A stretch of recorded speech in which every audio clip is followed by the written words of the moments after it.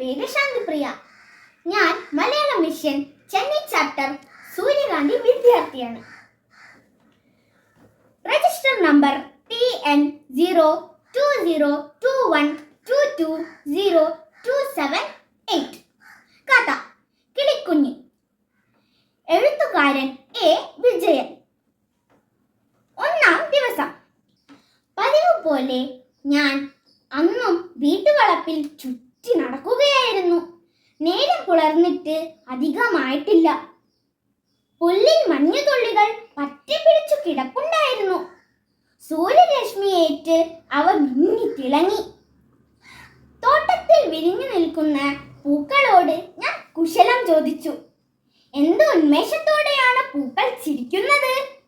അടുക്കളത്തോട്ടത്തിൽ നട്ട വെണ്ടയും കയ്പയും പടവലവും മുളച്ച് ഇലവിരിഞ്ഞു നിൽപ്പാണ്. തൊട്ടടുത്ത് ഞങ്ങൾ ഓമനിച്ചു വളർത്തുന്ന റോബസ്റ്റ വാഴയാണ്. അത് കുലച്ച് പടല വിരിയാൻ തുടങ്ങിയിരിക്കുന്നു.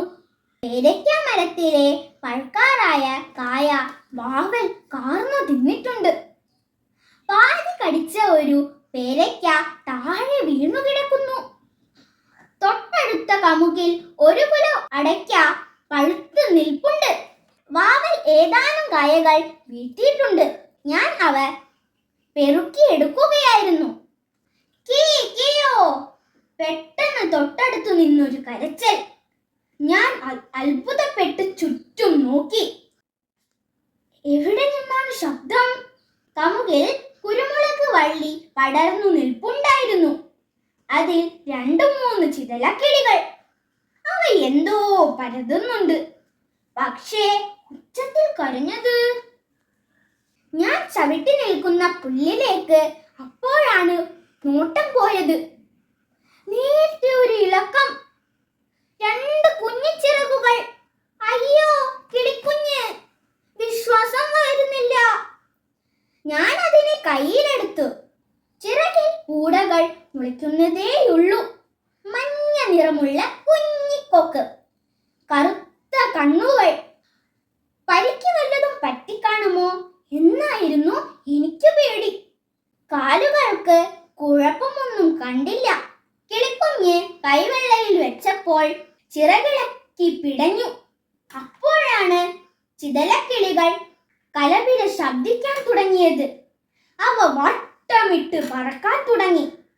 ഒരു കിളി അടുത്തേക്ക് പറന്നു വന്ന് ചിറകടിച്ച് ഉച്ചത്തിൽ കരഞ്ഞു. കമുകിലെ കുരുമുളക് വള്ളിക്കിടയിൽ നിന്ന് വീണതാകുമോ? അതിനുള്ളിൽ കിളിക്കൂട് കാണുമോ? വേറെയും കുഞ്ഞുങ്ങൾ ഉണ്ടാകുമോ? ഞാൻ സംശയിച്ച് കുരുമുളക് വള്ളിക്കിടയിൽ നോക്കി. കൂടൊന്നും കണ്ണിൽപ്പെട്ടില്ല. അവിടേക്ക് പറന്നുകൊണ്ട് ചിതലക്കിളികൾ ബഹളം വെക്കുന്നുണ്ടായിരുന്നു. അപ്പോൾ കൂടുതൽ കിളികൾ പറന്നെത്തി. എനിക്ക് ചുറ്റും പരാതിയുമായി അവ വട്ടം കറങ്ങി. കുഞ്ഞിക്കിളിയെ നോക്കി ചിറകടിച്ച് ഉച്ചത്തിൽ നിലവിളിച്ചു.